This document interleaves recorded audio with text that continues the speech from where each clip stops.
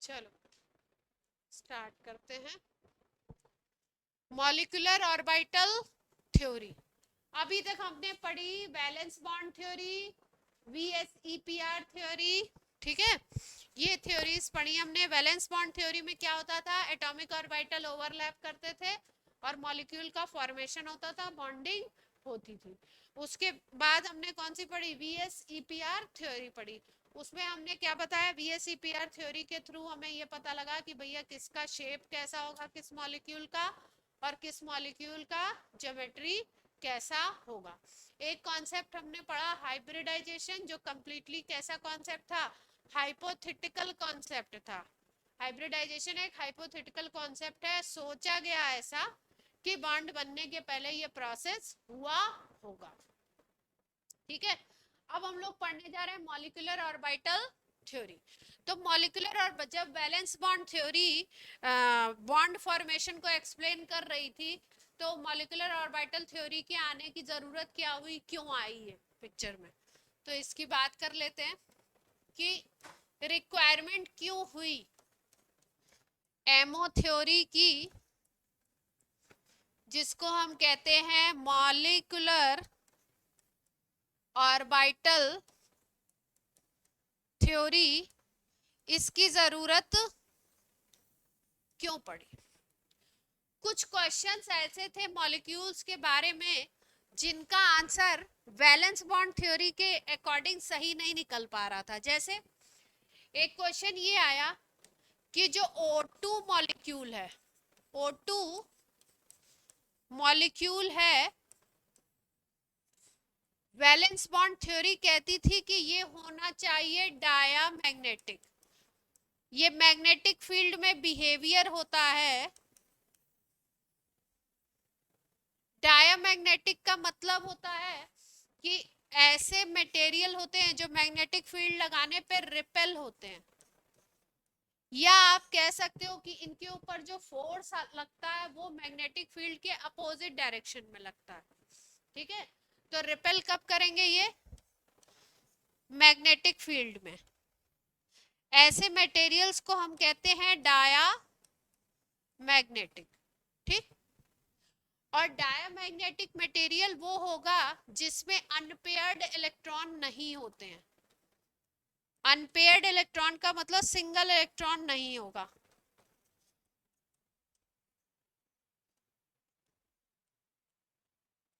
या आप इसी बात को ऐसे भी कह सकते हो कि पेयर्ड इलेक्ट्रॉन होंगे। जितने इलेक्ट्रॉन है वो कैसे हैं, पेयर्ड है। कोई भी ऐसा मॉलिक्यूल का सिस्टम जिसमें सारे इलेक्ट्रॉन पेयर्ड होते हैं, वो कैसा होता है, डायामैग्नेटिक होता है। डायामैग्नेटिक फिजिक्स केमिस्ट्री में अभी और चैप्टर्स में आप इसकी पूरी डिटेलिंग पढ़ेंगे, लेकिन अभी के लिए इतना समझिए कि मैग्नेटिक फील्ड में रिपेल होते हैं, मतलब फोर्स इन पे अपोजिट डायरेक्शन में लगता है मैग्नेटिक फील्ड के डायरेक्शन के, उनको हम बोलते हैं डायामैग्नेटिक। केमिस्ट्री में अगर डायामैग्नेटिक को पहचानना है तो मॉलिक्यूल में क्या होना चाहिए, पता लगना चाहिए कि सारे जो इलेक्ट्रॉन उसमें हैं वो कैसे होने चाहिए, पेयर्ड होने चाहिए। तो वैलेंस बॉन्ड थ्योरी कहती थी वीबीटी के अकॉर्डिंग, वीबीटी के अकॉर्डिंग ये होना चाहिए था डाया मैग्नेटिक। ठीक है, कैसे, वैलेंस बॉन्ड थ्योरी तो कहती थी कि ऑक्सीजन क्या करेगा, ओवरलैपिंग होगी इलेक्ट्रॉन की। कैसे बनता है मॉलिक्यूल, O2 का मॉलिक्यूल ऐसे ही तो बनता है, O डबल बॉन्ड O बन जाता है। ये भी पेयर है, ये भी पेयर है, ये भी पेयर है, ये भी पेयर है, ये भी पेयर है, ये भी पेयर। सारे इलेक्ट्रॉन क्या है आपके, पेयर्ड है। पूरा सिस्टम कैसा दिख रहा है, पेयर्ड इलेक्ट्रॉन है। तो इसका मतलब होना चाहिए था इसको कैसा, डायामैग्नेटिक।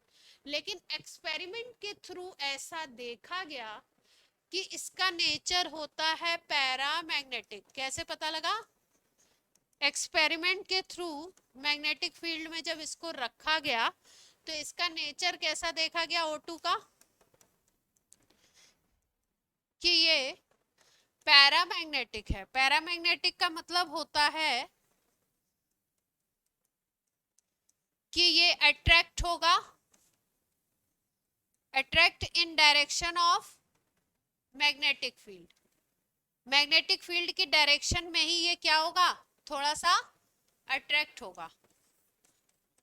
ऐसे मटेरियल्स मैग्नेटिक फील्ड के डायरेक्शन में अट्रैक्ट होते हैं। और पैरामैग्नेटिक को केमिस्ट्री में अगर पहचानना है तो हम कैसे पहचानते हैं कि इसमें होना चाहिए अनपेयर्ड इलेक्ट्रॉन। क्या होना चाहिए, अनपेयर्ड इलेक्ट्रॉन। डाया की पहचान क्या है, डायामैग्नेटिक की, कि उसमें इलेक्ट्रॉन पेयर्ड होने चाहिए। और पैरा की पहचान क्या है, पैरामैग्नेटिक की, कि उसमें कैसे इलेक्ट्रॉन होने चाहिए, अनपेयर्ड इलेक्ट्रॉन होने चाहिए। ठीक, तो वैलेंस बॉन्ड थ्योरी तो एक्सप्लेन नहीं कर पाई, क्योंकि वैलेंस बॉन्ड थ्योरी के अकॉर्डिंग दिखा रहा था कि इसमें सारे इलेक्ट्रॉन पेयर्ड है। तो एक नई थ्योरी आई जिसको हम लोग बोलते हैं MO theory, molecular orbital theory. इसको किसने एक्सप्लेन किया, एमओ थ्योरी ने इस बात को, इस पॉइंट को एक्सप्लेन किया।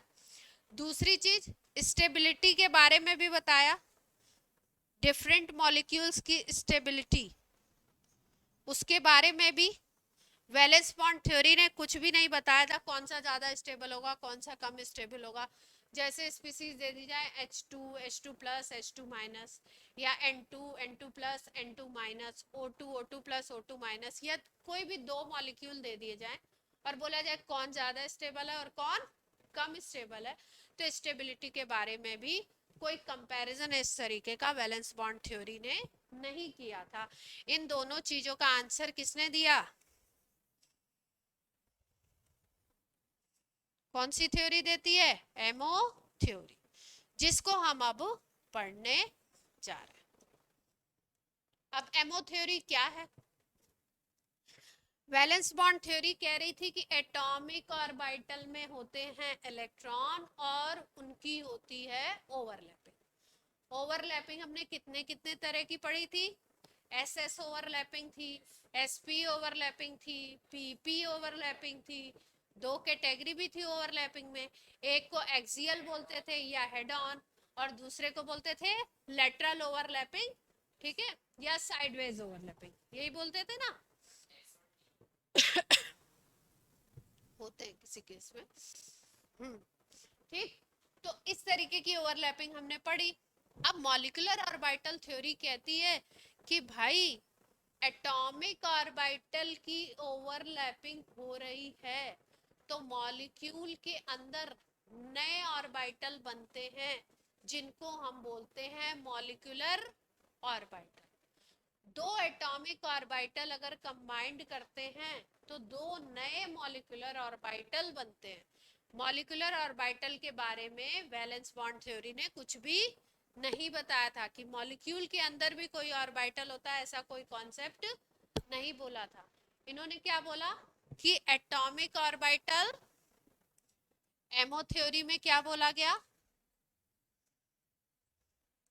कि एटॉमिक ऑर्बिटल अगर कंबाइंड करते हैं तो क्या बनाते हैं, मॉलिक्यूलर ऑर्बिटल बनाते हैं। मॉलिक्यूलर ऑर्बिटल बनाते हैं, ठीक। दूसरी चीज अपनी थ्योरी में इन्होंने क्या बताई कि जो एटॉमिक ऑर्बिटल कंबाइंड करेंगे, जो कंबाइंड करेंगे उनकी एनर्जी या तो सेम, एनर्जी और शेप या तो सेम होना चाहिए या नियरली सेम होना चाहिए, ठीक है। Atomic orbital which are combining have same or nearly same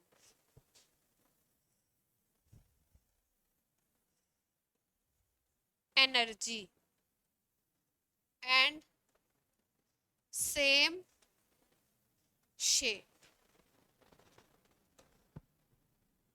shape भी सेम होना है और एनर्जी भी क्या होनी है, सेम होनी है, ठीक है। तो कहने का मतलब क्या है कि देखो इस सेकंड पॉइंट का क्या मतलब है, अगर हम बोले सेम है तो H2 का मॉलिक्यूल बनना है, क्या बनना है? H2 का मॉलिक्यूल बनना है। तो एक हाइड्रोजन के पास एक 1s एटॉमिक ऑर्बिटल होगा, एटॉमिक ऑर्बिटल को AO लिखते हैं शॉर्ट में, एक एटॉमिक ऑर्बिटल होगा, और दूसरे हाइड्रोजन एटम के पास दूसरा 1s एटॉमिक ऑर्बिटल होगा। ठीक है, अब क्या बोल रहे हैं इस थ्योरी के अकॉर्डिंग कि वो कंबाइंड करेंगे जो या तो बिल्कुल सेम हो, भाई ये हाइड्रोजन है, ये हाइड्रोजन है, ये इसका 1s है, ये इसका 1s है, तो दोनों सेम होंगे, सेम शेप होगा, सेम साइज होगा, है ना, सेम एनर्जी होगी। तो इन दोनों की एनर्जी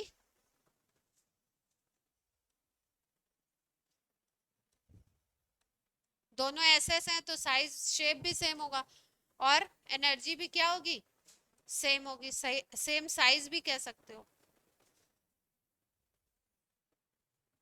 ठीक, दूसरा पॉइंट इन्होंने बोला कि क्या होना चाहिए? Nearly same. नियरली सेम का क्या मतलब है? मान लो कि कार्बन मोनोऑक्साइड बनता है, क्या बनता है? कार्बन मोनोऑक्साइड का मॉलिक्यूल। तो कार्बन है, कार्बन का कॉन्फ़िगरेशन होता है 1s2 2s2 2p2। ठीक, और ऑक्सीजन का कॉन्फ़िगरेशन है 1s2 2s2 2p4। ठीक, नियरली सेम का क्या मतलब है? मान लो इसका 2p और इसका 2p कंबाइंड कर रहे हो,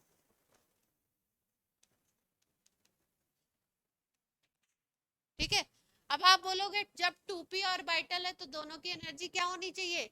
सेम होनी चाहिए। सेम नहीं होती है, नियरली सेम होती है। अगर एटम डिफरेंट है तो एनर्जी में थोड़ा बहुत डिफरेंस होता है, ठीक है।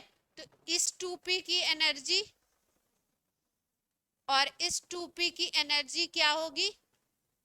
साइज और शेप तो सेम होगा, लेकिन इनकी एनर्जी क्या होगी? Nearly same.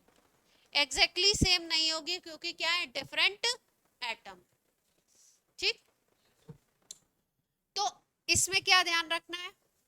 जब वैलेंस बॉन्ड थ्योरी की बात करते थे तो हम कहते थे ओवरलैपिंग एस और पी के बीच में भी हो जाती है, एस एस के बीच में तो होती है, एस पी के बीच में भी हो जाती है, लेकिन यहाँ पे अलग अलग ऑर्बिटल की ओवरलैप कॉम्बिनेशन का कोई कॉन्सेप्ट नहीं है।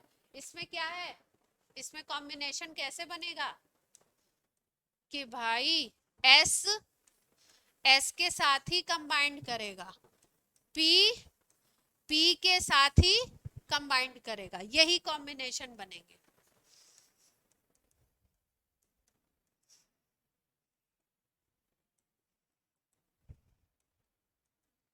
मॉलिक्यूलर ऑर्बिटल में एस पी के साथ ये कॉम्बिनेशन पॉसिबल नहीं है। ये कहते हैं कि अगर शेप साइज ये सेम नहीं होगा तो एटॉमिक ऐसे एटॉमिक ऑर्बिटल कंबाइंड करके मॉलिक्यूलर ऑर्बिटल नहीं बनाएंगे। ठीक, अब ये जो मॉलिक्यूलर ऑर्बिटल बनते हैं ये कितने बनते हैं और एनर्जी की बेसिस पे इनको क्या क्या हम लोग नाम देते हैं उसकी बात करते हैं। ये थ्योरी कहती है कि अगर दो एटॉमिक ऑर्बिटल को कंबाइंड कराते हो, दो एटॉमिक ऑर्बिटल को कंबाइंड कराते हो, अंशुल क्या हो रहा है? तो दो मॉलिक्यूलर ऑर्बिटल बनेंगे। कितने मॉलिक्यूलर ऑर्बिटल बनेंगे? दो, 2mo बनेंगे। ठीक है, एक की एनर्जी हाई होगी और एक की एनर्जी क्या होगी? लो। हाई एनर्जी वाले को नाम दिया गया है एंटी बॉन्डिंग मॉलिक्यूलर ऑर्बिटल। क्या नाम दिया गया है?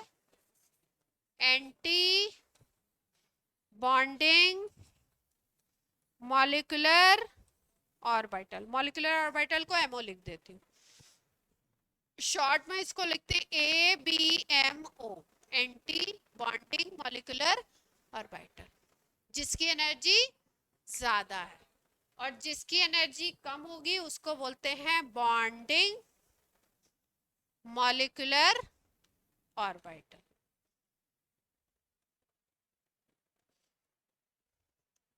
BMO।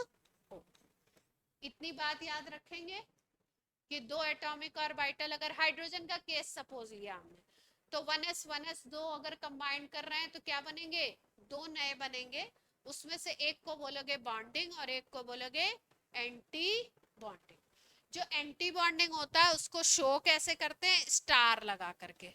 क्या लगा करके, स्टार। बॉन्डिंग वाले को सिंपल लिखते हैं, एंटी बॉन्डिंग को कैसे लिखते हैं, स्टार लगा के। जैसे H2 का एग्जांपल लेकर के आपको बता, H2 बनना है तो 1s ये क्या है, एटॉमिक ऑर्बिटल। ये दोनों क्या हो गए, कंबाइंड कर गए। ये दोनों अगर 1s कंबाइंड कर रहे हैं तो दो तरीके के ऑर्बिटल बनेंगे, दो ऑर्बिटल। एक को क्या बोलोगे, एक को बोलते हैं, अच्छा s और s के बीच में बॉन्ड जो बनेगा वो सिग्मा बॉन्ड। अगर सिग्मा बॉन्ड यहाँ पे आपको पता है कौन सा बॉन्ड बनता है, सिग्मा बॉन्ड। सिंगल बॉन्ड बनता है ना, सिग्मा बॉन्ड बन रहा है, ठीक। तो ये जो ऊपर वाला बनेगा इसको बोलोगे आप, ऊपर दिखाने का मतलब इसकी एनर्जी हाई है। क्या है इसकी एनर्जी, हाई। इसको क्या बोलेंगे, ABMO, एंटी बॉन्डिंग।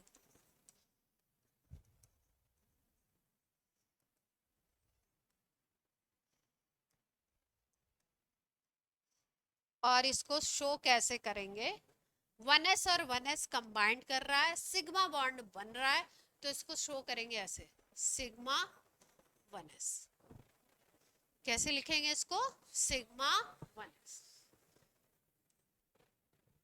ठीक। सॉरी ये स्टार वाला है ना तो इसमें स्टार लगे, ये एंटी बॉन्डिंग है तो इसमें क्या लगेगा, स्टार, यहाँ पे स्टार। दूसरा वाला कौन सा है, जिसकी एनर्जी लो है, तो एनर्जी जिसकी लो है उसको क्या बोलोगे, बॉन्डिंग मॉलिक्यूलर ऑर्बिटल।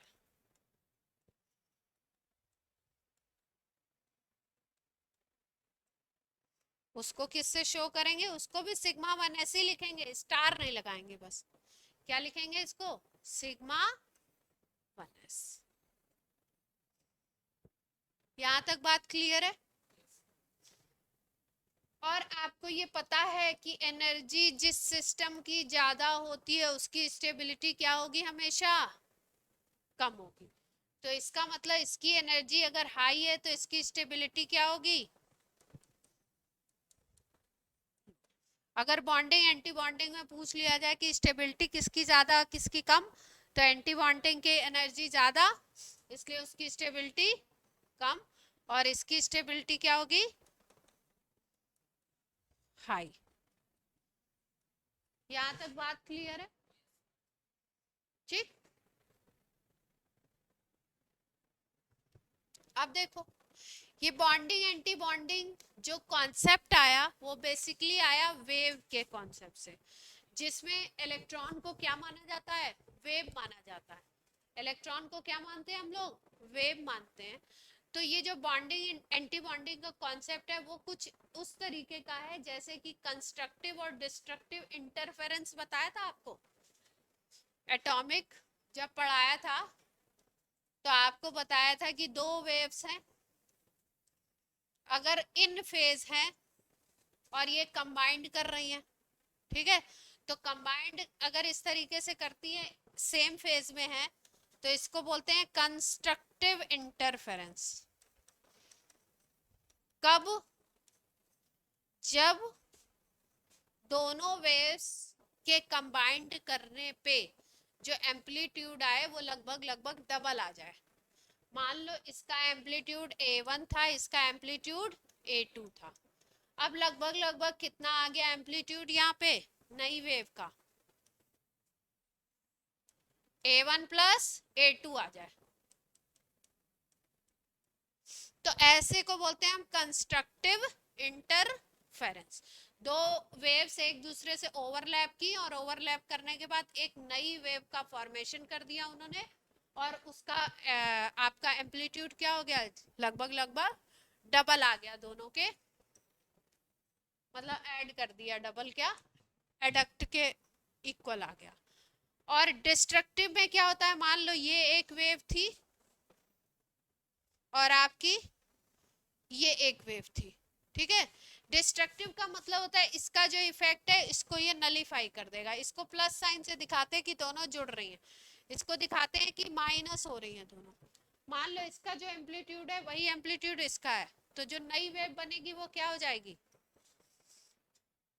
गायब हो जाएगी, एम्पलीट्यूड खत्म।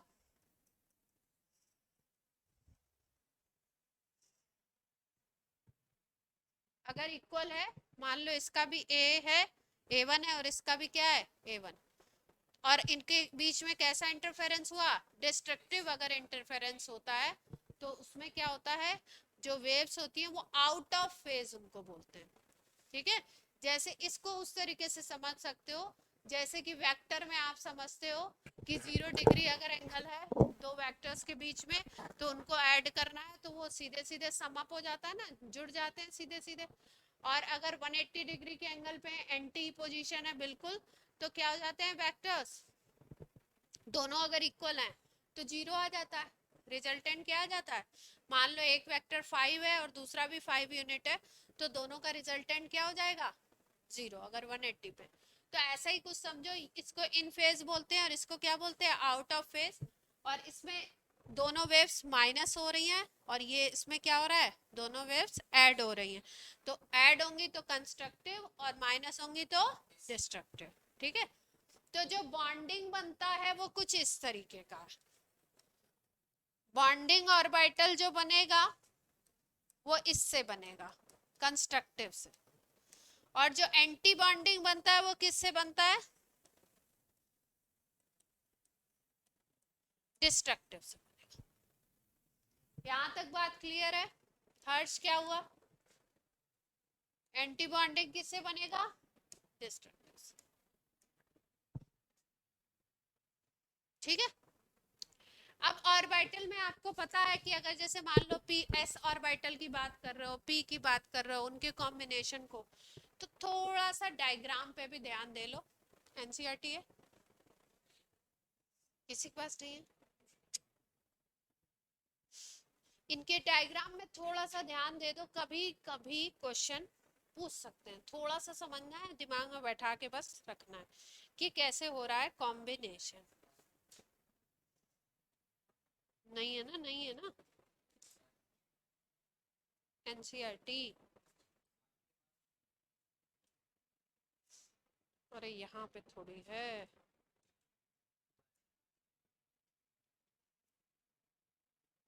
डायग्राम बना दे थोड़ा सा, आपको डायग्राम से एक दो चीजें बता दी जाए।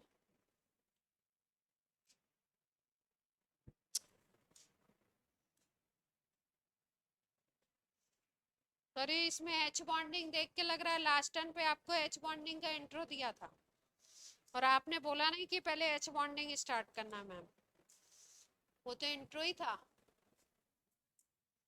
अभी तो उसमें पिक्चर बाकी है पूरी। तुम्हारे तुम्हारे तो तुमको इतनी जल्दी लग जाता है, इसमें है ही नहीं।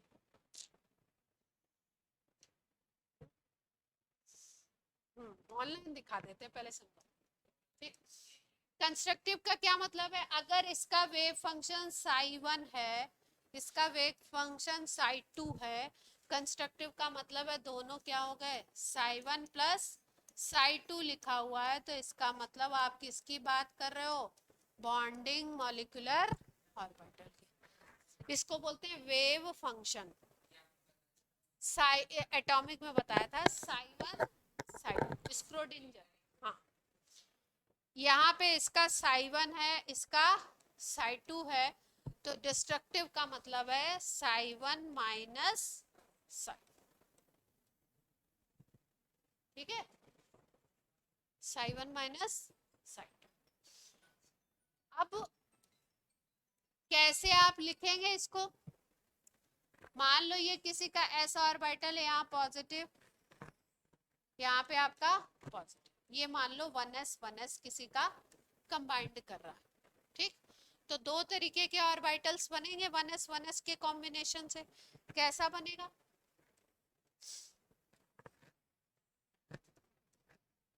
दोनों कंबाइंड कर गए, ठीक है। अब ये तो हमने दिखा दिया बॉन्डिंग, एंटी बॉन्डिंग कैसे दिखा सकते हैं इसमें? हम्म, ये बॉन्डिंग वाला है, एंटी बॉन्डिंग अगर दिखाना है, इधर इधर लूप आ जाएगा, एंटी बॉन्डिंग दिखाना होता है तो ऐसे दिखा।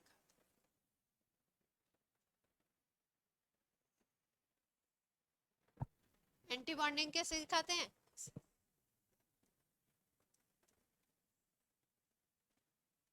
एंटी बॉन्डिंग में यहाँ पे एक प्लेस ऐसी होती है जिसमें इलेक्ट्रॉन की प्रोबेबिलिटी होती है 0, इलेक्ट्रॉन वहां पे होते नहीं है। वहां पे अगर कोई प्लेन लिया जाए तो उस प्लेन को बोलते हैं नोडल प्लेन। क्या बोलते हैं? हाँ, नोडल प्लेन। नोडल प्लेन कौन सा प्लेन है? Plane at which electron probability is 0। वहां पे इलेक्ट्रॉन नहीं है ऐसा मानते, वहां पे इलेक्ट्रॉन की प्रोबेबिलिटी क्या है? 0।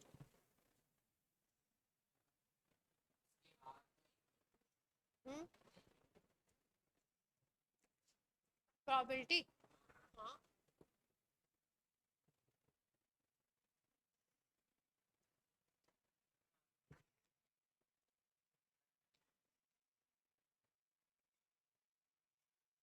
एक दिन था ना मेरा व्रत।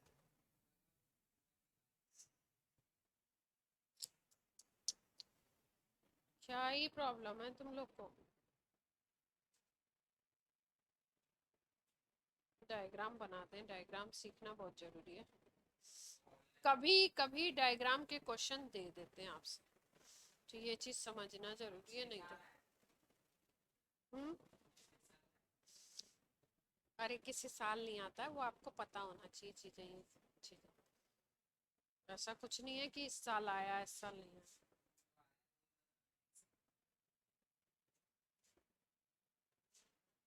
तुम लोगों में से कोई एनडीए का पेपर तो नहीं देगा?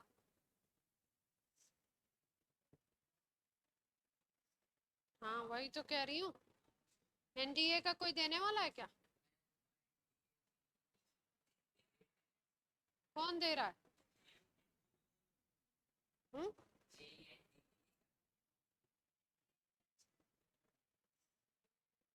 जेई का एनडीए के लिए कर रहे हो? पढ़ाई एनडीए के लिए कर रहे हो?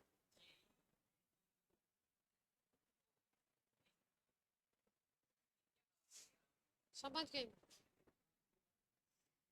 सही बात है एकदम, सही है एकदम, क्या बात बोली है। देखो, जैसे मैंने बताया था आपको, पीजेड जो ऑर्बिटल होगा, पीजेड पीजेड मान लो किसी के कंबाइंड कर रहे हैं, तो कौन सा बॉन्ड बनेगा? सिग्मा बॉन्ड बनेगा, ये बात सबको याद है। और अगर पी एक्स और पी एक्स कंबाइंड करेंगे तो कौन सा बॉन्ड बनता है? पाई बन सकता है, पाई की पॉसिबिलिटी है लेटरल अगर होगा। पी वाई और पी वाई अगर कंबाइंड करेंगे तो कौन सा बॉन्ड बनने की पॉसिबिलिटी है? पाई बॉन्ड बनने की पॉसिबिलिटी। ये बात सबको मालूम है, ठीक है। दो पीजेड अगर कंबाइंड कर रहे हैं, मतलब हमें क्या दिखाना है? कंस्ट्रक्टिव। तो डायग्राम बस थोड़ा सा समझ लो, ये एक पीजेड है और ये पीजेड है, एक पीजेड ये है, एक पीजेड ये। पीजेड में कहाँ बनेगा? टू पीजेड, टू पीजेड, एक का टू पीजेड है और दूसरे एटम का टू पीजेड है। ये क्या दिखाए गए हैं? Atomic orbital. इनको कंबाइंड करके क्या बनाना है? Molecular orbital. तो कैसे कंबाइंड होंगे? एक बार प्लस हो सकता है और एक बार माइनस हो सकता है। जब प्लस होता है तो कैसा बनता है? प्लस होने का मतलब क्या बनेगा? अगर प्लस वाली सिचुएशन है मतलब कंस्ट्रक्टिव इंटरफेरेंस है, तो इसमें क्या बनने वाला है आपका? बॉन्डिंग बनने वाला है। अगर दोनों ऐड हो रहे हैं, प्लस हो रहा है, तो क्या बनेंगे? बॉन्डिंग। और अगर दोनों माइनस होंगे यानी डिस्ट्रक्टिव इंटरफेरेंस होगा, माइनस वाली कंडीशन है, ये वाली कंडीशन है, तो क्या बनेगा? Anti bonding. बस आपको समझाना ये चाह रही हूँ कि ये दो वेव जो दिखाई गई है इलेक्ट्रॉनिक वेव, इनके कॉम्बिनेशन का जो ऑर्बिटल मॉलिक्यूलर ऑर्बिटल डायग्राम है वो क्या है। ठीक, तो अगर ये कंबाइंड कर रही है प्लस दोनों हो रहे हैं तो ये इस तरीके का दिखाया जाता है।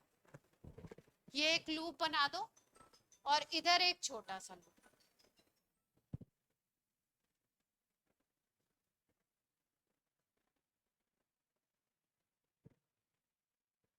ये पॉजिटिव लूप है और यहाँ पे क्या दिखा रहे हैं हम?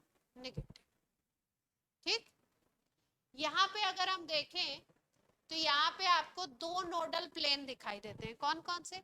एक नोडल प्लेन ये बनता है और एक नोडल प्लेन ये। नोडल प्लेन का मतलब सबको पता लग गया है। तो आपसे इसमें क्वेश्चन क्या पूछा जा सकता है कि दो 2pz कंबाइन कर रहे हैं, बॉन्डिंग मॉलिक्यूलर ऑर्बिटल बन रहा है, तो उस बॉन्डिंग मॉलिक्यूलर ऑर्बिटल में कितने नोडल प्लेन पॉसिबल हैं? तो कितने दिखाई दे रहे हैं यहाँ पे? दो दिखाई दे रहे हैं। ठीक, अब एंटी बॉन्डिंग का डायग्राम देख लो। एंटी बॉन्डिंग का कैसे बनेगा? अगर इसी को एंटी बॉन्डिंग में बनाना है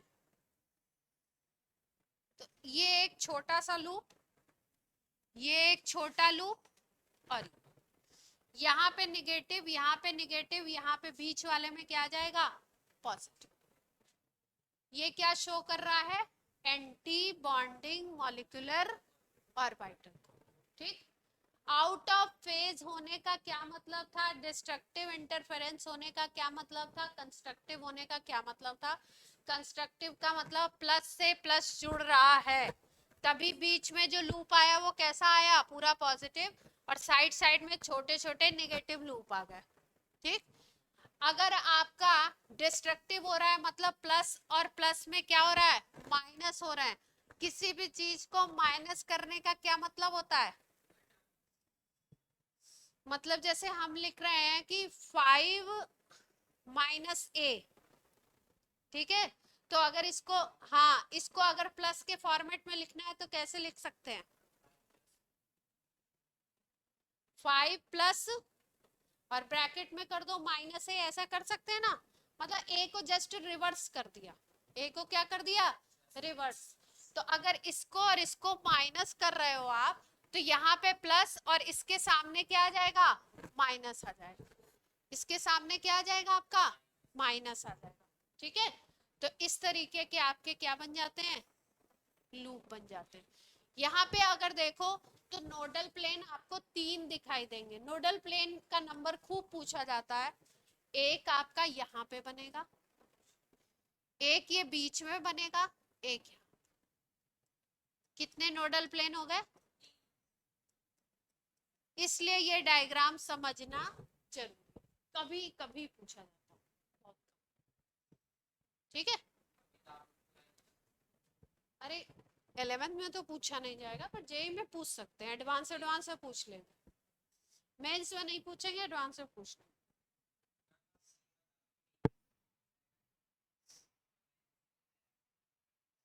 क्यों, तुम एडवांस की तैयारी नहीं करोगे?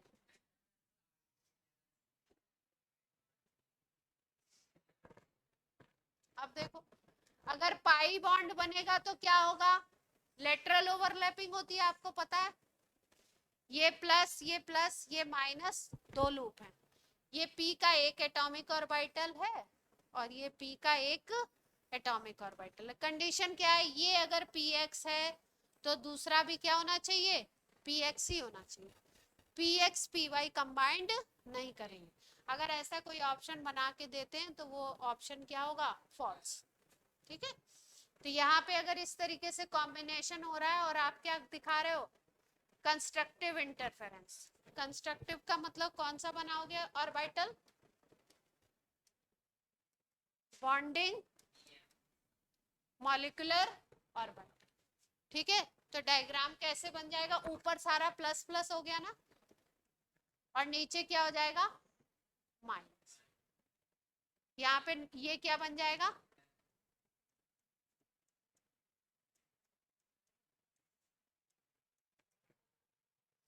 बीच वाला क्या बन जाएगा, नोडल प्लेन। अब तीसरा देख लो, डिस्ट्रक्टिव करें तो क्या होने वाला है, सोच के बताओ जरा, सोचो।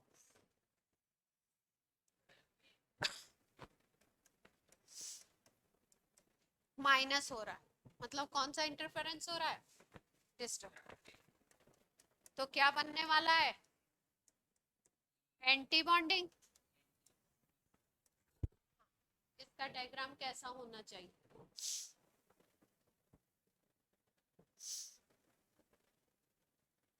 चार डायग्राम केवल आपको याद रखने। हाँ हाँ, दोनों सेम ही लेने। हाँ, सॉरी सॉरी सॉरी, ये अभी ठीक है। अब कैसे बनेगा, हुँ?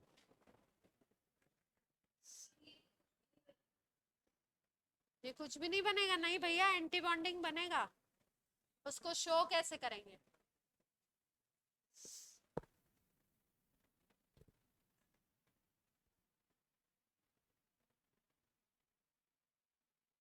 देखो एंटी बॉन्डिंग को शो कैसे करते हैं, वेव फॉर्म में जब ये जाता है तो कैसे शो किया जाता है, यही इसलिए याद रखना पड़ रहा है, क्योंकि इसका वेव वाली जो चीज है वो हमें पता।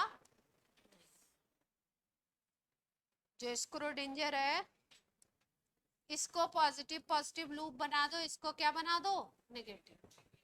ठीक है, ये कौन सा बन गया, एंटी बॉन्डिंग मॉलिक्यूलर ऑर्बिटल। दोनों में डिफरेंस क्या आया, यहाँ पे एक पॉजिटिव पूरा ऊपर बन गया था और एक यहाँ पे क्या बन गया था, नेगेटिव लूप बना दिया था, नीच बीच में नोडल प्लेन। यहाँ पे दो नोडल प्लेन आ जाएंगे, एक नोडल प्लेन ये वाला और दूसरा बीच में भी आएगा। तो एक नोडल प्लेन ये है और दूसरा कौन सा है, ये। ठीक है,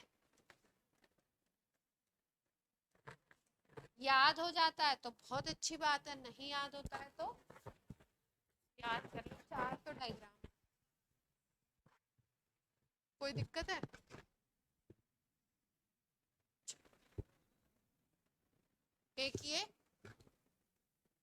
एक ये वाला पीपी का कॉम्बिनेशन, एक पीजेड का कॉम्बिनेशन और एक एसएस का कॉम्बिनेशन।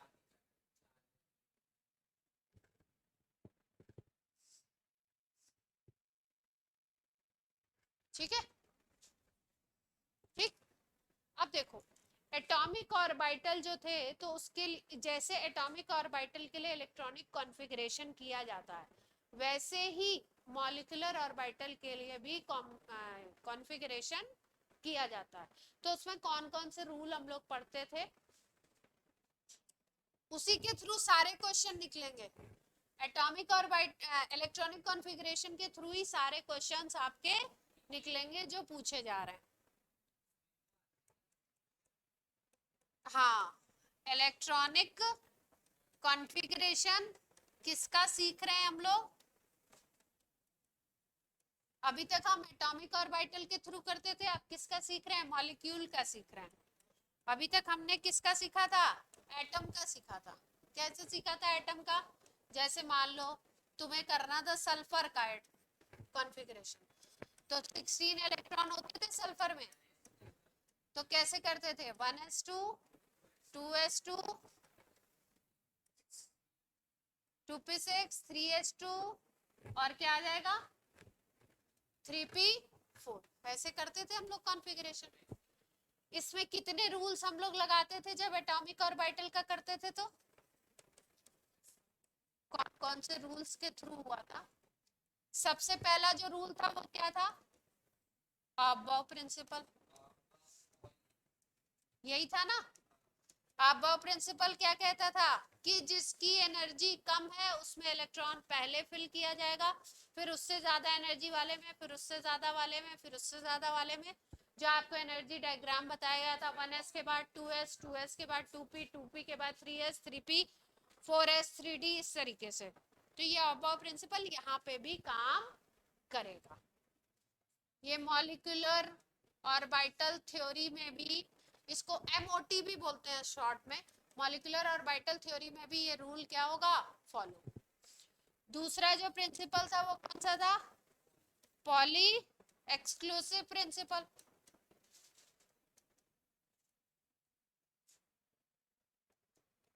ये भी यहाँ पे काम करता है। तीसरा जो रूल था आपका वो कौन सा था? हंस रूल। हंस रूल क्या बोलता था कि ऑर्बिटल में सारे जितने भी ऑर्बिटल अगर सेम एनर्जी के हैं तो उसमें जब तक एक एक इलेक्ट्रॉन आप फिल नहीं कर लोगे तब तक उसमें डबलिंग स्टार्ट नहीं कर सकते। जैसे आपको P4 भरना है तो P4 1 2 3 4 ऐसे नहीं भर सकते आप। ये हंस रूल के अकॉर्डिंग क्या होता था? गलत। कैसे भरते थे इसमें? पहले सिंगल फिर उसके बाद डबलिंग करोगे, ठीक है। और जब डबलिंग करते हो तो एक ऑर्बिटल में क्या हो सकते हैं? मैक्सिमम 2 इलेक्ट्रॉन हो सकते हैं। एक जो ब्लॉक है आपका, एक जो आपका ऑर्बिटल, उसमें कितने मैक्सिमम हो सकते हैं? 2 हो सकते हैं। और उनका स्पिन कैसा होता है? अपोजिट। ये रूल्स से, इन रूल्स के अकॉर्डिंग किया जाता था। एक और रूल था N+L रूल।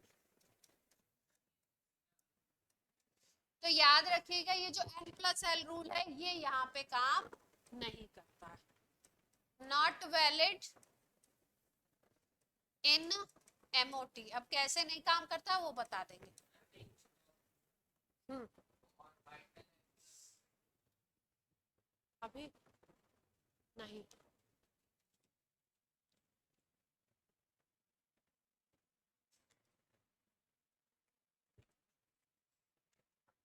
कॉन्फ़िगरेशन सीख लो पहले। हम्म, ये तो एटॉमिक का है ना, मॉलिक्यूलर का सीख लो। ये तो रूल किसके लिए था? एटॉमिक ऑर्बिटल के लिए। लेकिन हम बात कर रहे हैं मॉलिक्यूलर ऑर्बिटल थ्योरी की, तो किसका करना है आपको? मॉलिक्यूल का।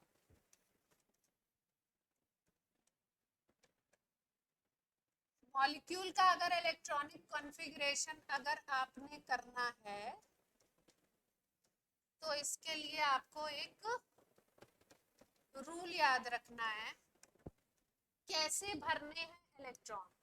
देखो, सबसे पहले आपका जो ऑर्बिटल आता है उसको बोलते हैं सिग्मा 1s। इसमें इलेक्ट्रॉन फिल किया जाएगा। कितने इलेक्ट्रॉन होंगे इसमें? 2 इलेक्ट्रॉन आप फिल कर सकते हैं। फिर सिग्मा स्टार 1s, मतलब 1s का बॉन्डिंग, फिर उसके बाद 1s का एंटी बॉन्ड, फिर उसके बाद सिग्मा 2s, फिर सिग्मा स्टार 2s। हाँ, क्या क्या क्या? अच्छा, आप ही हो? ओके, चलो रिक्वेस्ट भेजो।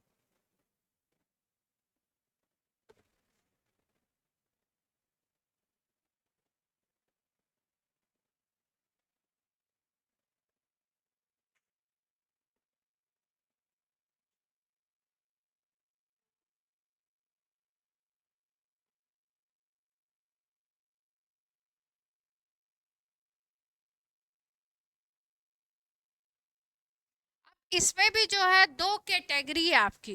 वो 2 कैटेगरी क्या है? एक आप याद रखोगे टोटल नंबर ऑफ इलेक्ट्रॉन अगर आपके होते हैं लेस देन 14 या इक्वल टू 14। टोटल इलेक्ट्रॉन कितने होने चाहिए, या तो 14 से कम होने चाहिए या 14 तक, ये रूल चलेगा। ठीक, तो इसमें है क्या, sigma 1s, sigma star 1s, फिर सिग्मा 2s, फिर सिग्मा स्टार 2s, फिर आता है पाई 2px, फिर इक्वल टू में लिखते हैं पाई 2p y। px और py की एनर्जी इक्वल होती है, इसलिए यहाँ पे कैसे लिखते हैं, इक्वल करके, पाई 2px pi 2py।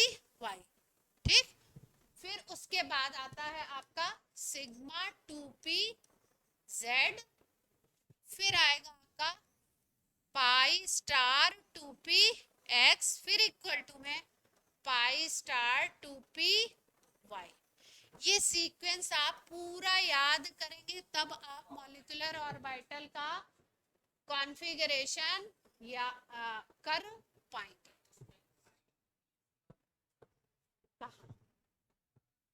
Equal to का मतलब है इनकी एनर्जी क्या है, सेम।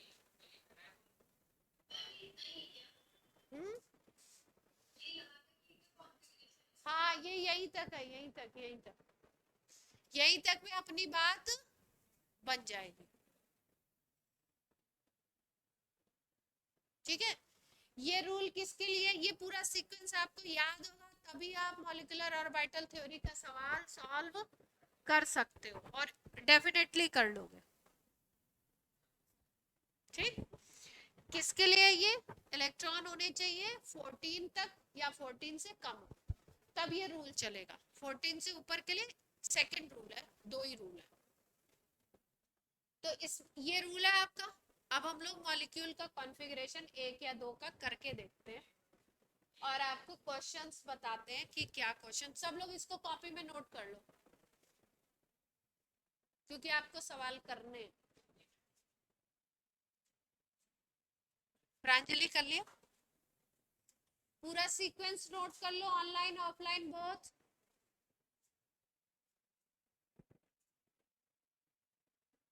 ये अपने मोबाइल का ना यूज जरा कम किया करो।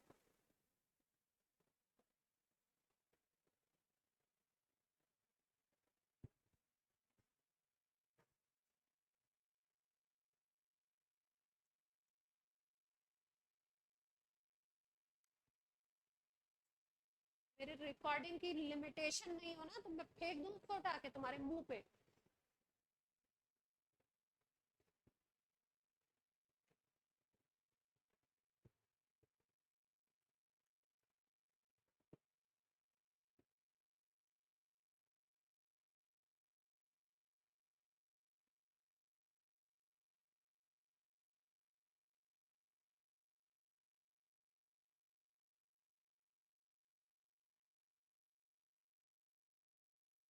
सिखाते हैं, एक एक करके सिखा रहे हैं।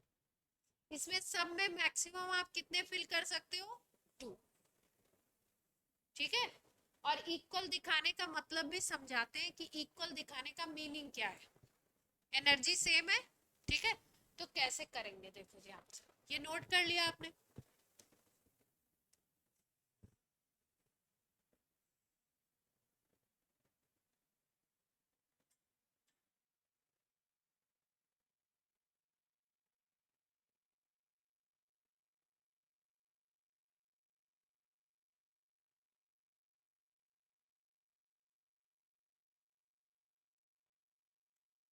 H2 का करना है हमने। ठीक, तो अभी तक हम H का करते थे एटम का, अब किसका कर रहे हैं, मॉलिक्यूल का। तो दोनों के इलेक्ट्रॉन पहले प्लस करने पड़ते हैं। एक हाइड्रोजन होता है तो 1 इलेक्ट्रॉन होता है, 2 हाइड्रोजन है तो कितने इलेक्ट्रॉन हो जाएंगे टोटल, 2 इलेक्ट्रॉन का सिस्टम हो गया। इसमें किसी को कोई दिक्कत। अब कॉन्फ़िगरेशन करना है तो सबसे पहले कौन सा आया था, सिग्मा 1s आया था। सारे एक एक ऑर्बिटल का मतलब है एक एक ये ब्लॉक है, तो इसमें मैक्सिमम तो 2 ही भर सकते हो, तो 2 फिल कर दो, सिग्मा 1s 2। तो H2 मॉलिक्यूल का कॉन्फ़िगरेशन मॉलिक्यूलर ऑर्बिटल थ्योरी के अकॉर्डिंग क्या हो गया, सिग्मा 1s 2। अब देखो इसमें जो सेकंड क्वेश्चन आएगा वो आएगा, आपको निकालना है बॉन्ड ऑर्डर क्या निकालना है? Bond order. इसका एक फॉर्मूला है, उसको याद रखोगे, half NB minus Na। Half NB का मतलब है इलेक्ट्रॉन इन बॉन्डिंग ऑर्बिटल। पहले लिखोगे कॉन्फ़िगरेशन, फिर देखोगे बॉन्डिंग में कितने इलेक्ट्रॉन है, minus electron in anti bonding orbital. ठीक, तो अगर H2 के लिए बॉन्ड ऑर्डर निकालना है तो ये तो इस पे स्टार तो लगा नहीं हुआ है, तो ये कौन सा वाला है, बॉन्डिंग वाला है, तो एंटी बॉन्डिंग तो यहाँ है ही नहीं। तो बॉन्ड ऑर्डर निकालने के लिए बॉन्ड ऑर्डर को शॉर्ट में बॉन्ड BO लिख दो। तो बॉन्डिंग इलेक्ट्रॉन कितने हैं यहाँ पे, 2, और एंटी बॉन्डिंग तो भरा ही नहीं है, 0। तो क्या आ जाएगा बॉन्ड ऑर्डर, 1 आ जाएगा, यस और नो। ठीक,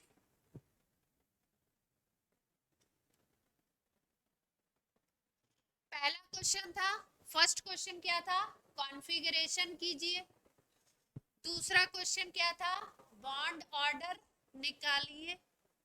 ठीक, थर्ड क्वेश्चन क्या बनेगा इसमें कि ये जो स्पीसीज है ये पैरामैग्नेटिक होगी या डाया मैग्नेटिक, क्या बताना है आपने, पैरामैग्नेटिक होगी या डायामैग्नेटिक। इसको कैसे देखोगे, जो कॉन्फ़िगरेशन आपका आया है उसको देख लो, कॉन्फ़िगरेशन में देख लो कि ऑर्बिटल में एक इलेक्ट्रॉन है या 2। अगर एक है तो पैरा, अगर 2 है तो डाया। ठीक, सब जगह पेयर दिख रहा है, एक ही है यहाँ पे और इसमें पेयर है, तो पेयर्ड कंडीशन है। तो पेयर्ड कंडीशन का क्या मतलब होता है, यहाँ पे पेयर्ड कंडीशन थी तो कैसा होगा, डाया। तो H2 मॉलिक्यूल कैसा हो गया, डाया। बॉन्ड ऑर्डर कितना हो गया, 1। कॉन्फ़िगरेशन क्या हो गया, सिग्मा 1s2। ठीक, आगे करें। अब हमको करना है मान लो B2 का, किसका करना है, B2। कितने इलेक्ट्रॉन होंगे टोटल, कितने इलेक्ट्रॉन हो जाएंगे, बोरॉन का होता है 5, तो टोटल कितने आ जाएंगे, 10। ऑनलाइन वाले बच्चे सबको क्लियर हो रहा है, ऑनलाइन ऑफलाइन, 10 इलेक्ट्रॉन हो गए। अब इनको फिल करना है। ठीक है, सीक्वेंस हमें याद है क्या रखना है, sigma 1s, sigma star 1s, sigma 2s, sigma star 2s, फिर उसके बाद क्या था, पाई 2p x, पाई 2p y, फिर यहाँ पे था सिग्मा 2p z, फिर pi star 2p x equal to pi star 2p y। ये था सीक्वेंस हमारा 14 से कम का, तो नंबर 14 से कम है 10 है, तो कर ले। सबसे पहले सिग्मा 1s2, फिर सिग्मा स्टार, आशय बोर्ड पे देखो 1s2, सिग्मा 2s2, कर रहे हो क्या, सिग्मा स्टार 2s2।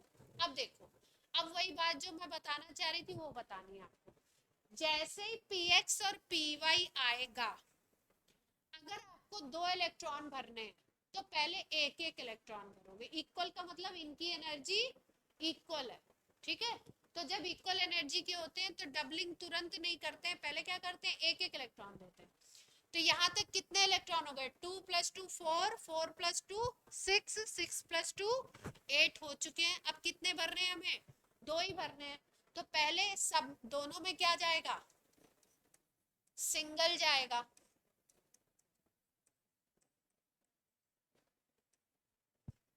ठीक है, अब मान लो तुम्हें करना होता C2 का, तो C2 में क्या करते, ये पहले 1 1 भर दिया। अब C2 का करना है तो तुम क्या करोगे, यहाँ पे C2 का मतलब 12 हो जाता, तो यहाँ पे 2, यहाँ पे 2। ठीक, उसका भी कर लेंगे। अब इसका निकालना है हमें क्या, बॉन्ड ऑर्डर। कॉन्फ़िगरेशन कर दिए, अब क्या निकालें, पहला क्वेश्चन हो गया, दूसरा क्वेश्चन बॉन्ड ऑर्डर निकालना। तो हाफ NB माइनस Na। ठीक है, इसके लिए क्या किया करो, एंटी बॉन्डिंग काउंट कर लो, और उसके अलावा जो होंगे वो क्या होंगे, बॉन्डिंग हो जाएंगे। तो एंटी बॉन्डिंग कितने हो गए, 2 + 2 4,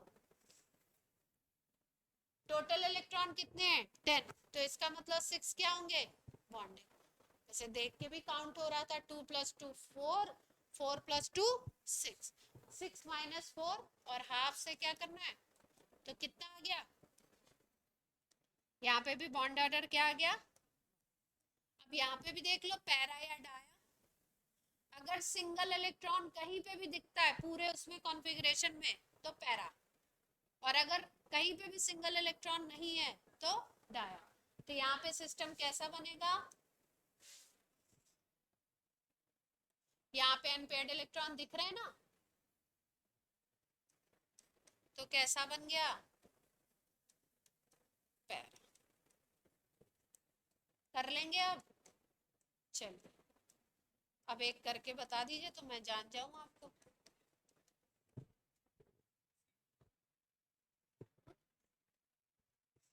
C2 का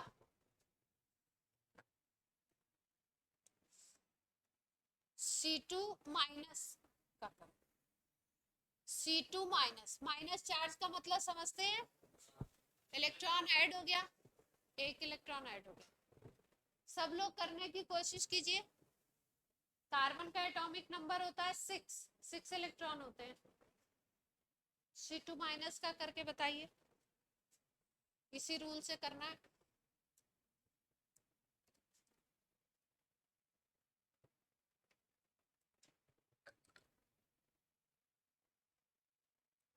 दो मिनट दे रही हूँ आपको, कॉन्फ़िगरेशन करिए, बॉन्ड ऑर्डर निकालिए, स्टेबिलिटी वो बताइए, पैराडाया।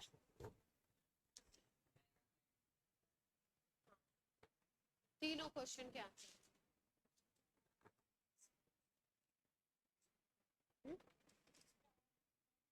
दो दो भरते जाओ, ये तो ऑर्बिटल का नाम है बस, 1s के यहाँ पे इलेक्ट्रॉन भरा जाएगा, सब में 2 2 भरना है। हाँ,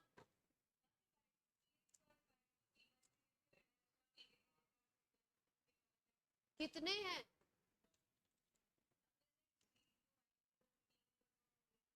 तो एक और बढ़ रहा होगा,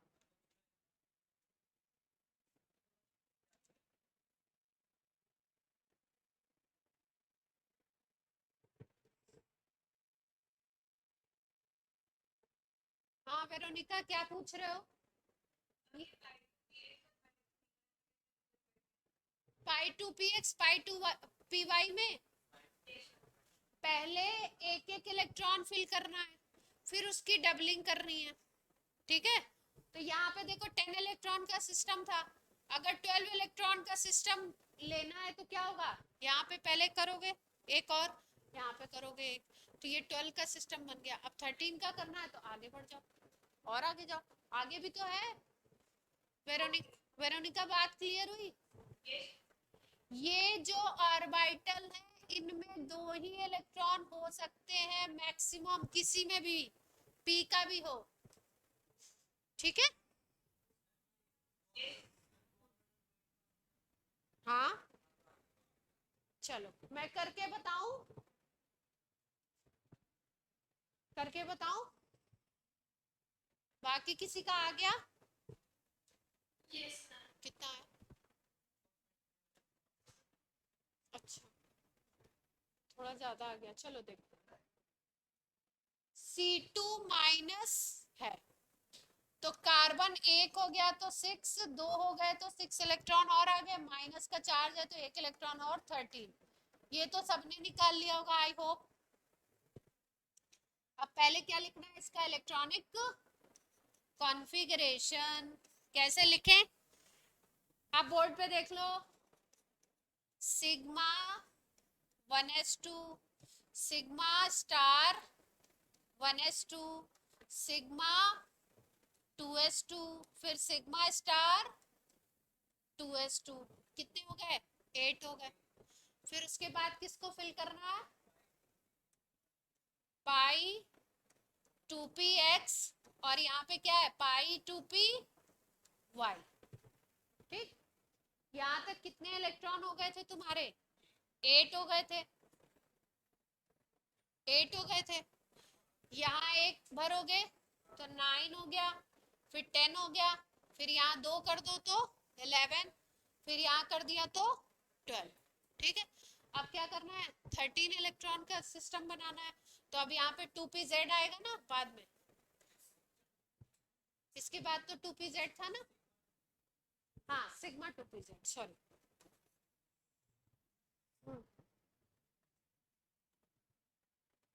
3 क्यों नहीं करते हैं, देखो 3 क्यों नहीं भर सकते। ये जो एटॉमिक ऑर्बिटल तुम दिखाते थे हम लोग, तो हम बोलते थे p में मैक्सिमम कितने भर सकते हैं 6। क्यों बोलते थे, क्योंकि हम ये टोटल बोलते थे, ये px है, ये py है और ये pz है, तो एक में तो आप 2 ही भर सकते हो ना मैक्सिमम। एटॉमिक ऑर्बिटल हो या मॉलिक्यूलर ऑर्बिटल हो, एक में कितने मैक्सिमम कितने भर सकते हो आप, एक में मैक्सिमम 2। इसलिए इसमें आगे 3 और 4 में नहीं गए, 2 ही 2 भरने हैं। ठीक है, अब निकाल ले, अब क्या निकालना है,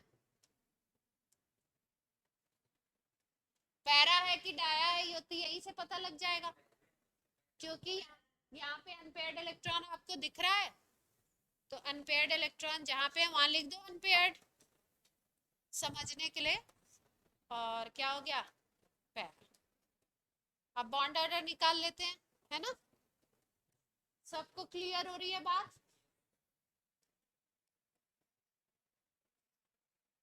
बॉन्ड ऑर्डर निकाल लेते हैं, half NB minus N। Anti bonding कितने दिख रहे हैं, 4 ही तो दिख रहे हैं ना, तो बॉन्डिंग कितने हो गए टोटल 13 है तो 9 हो गए ना।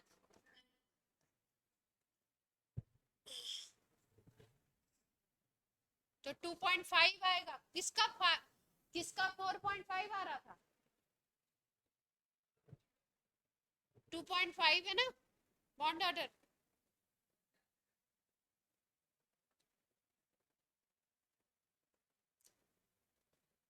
अब कर लेंगे 14 तक का, ठीक, अगला सवाल करेंगे, एक और करिए, लास्ट क्वेश्चन है आपके क्लास का, लास्ट। चलो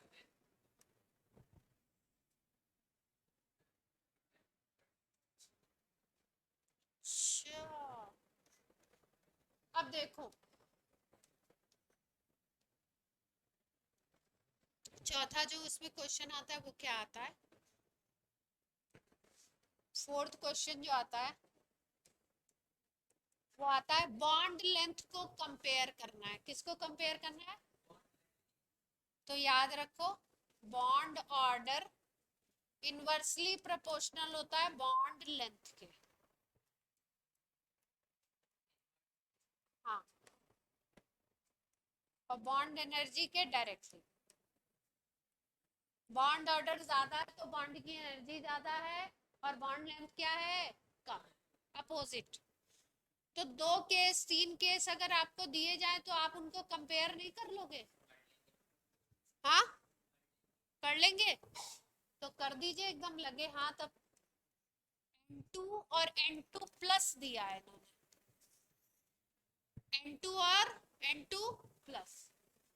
पहला क्वेश्चन है कि दोनों में बॉन्ड ऑर्डर निकालिए, दूसरा क्वेश्चन है कि बॉन्ड लेंथ किसकी ज्यादा होगी किसकी कम,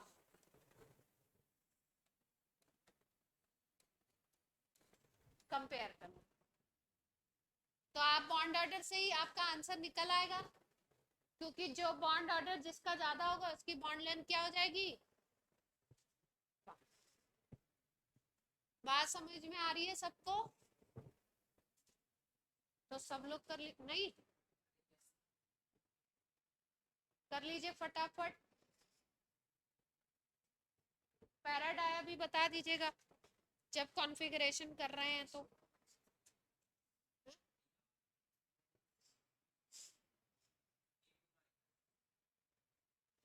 हाँ, इसके पहले C2 माइनस कर दिया था।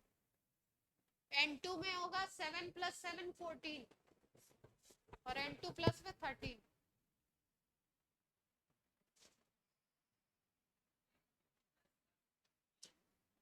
बन जाएगा ना, एक प्लस आ गया मतलब एक इलेक्ट्रॉन निकल गया।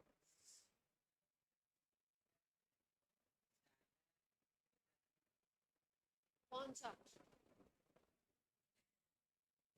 बॉन्ड लेंथ को कंपेयर करना पूछा है मैंने। बॉन्ड लेंथ किसकी ज्यादा होगी? अच्छा, बाकी लोग भी निकालें, भूवी, वेरोनिका, पलक, उद्धव, सब लोग निकालो।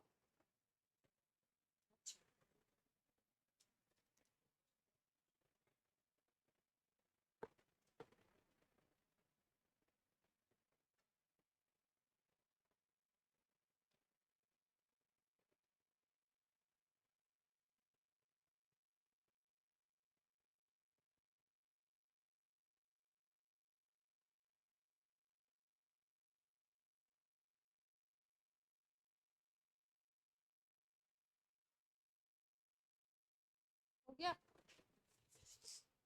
हाँ, कैसे किया? N2 कितना था? 14 है ना। 7 + 7 तो लिख दें sigma 1s2, sigma star 1s2, sigma 2s2, sigma star 2s2, फिर उसके बाद क्या था? पाई 2px, पाई 2p y। 2 भर देते हैं। यहाँ तक कहाँ तक पहुँच गया सिस्टम?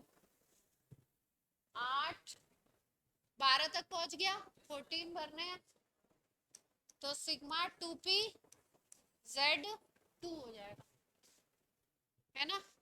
बॉन्ड ऑर्डर निकाल लेते हैं। सारे इलेक्ट्रॉन पेयर्ड दिख रहे हैं तो कैसा होगा? डाया तो पहले ही दिख गया। बॉन्ड ऑर्डर निकाल लें, हाफ NB - NA। बॉन्डिंग कौन से हैं? जिनके ऊपर स्टार नहीं लगा हुआ है, और स्टार वाले क्या हैं? Anti bonding.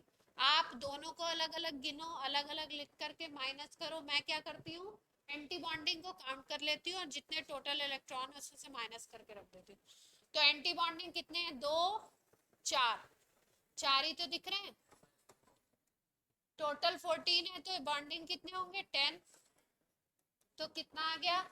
3। आपने वैसे भी देखा है N2 में बॉन्ड कितने होते हैं? ट्रिपल बॉन्ड होता है ना। तो इसका बॉन्ड ऑर्डर रह गया E3। अब किसका निकाल लें? N2 प्लस का।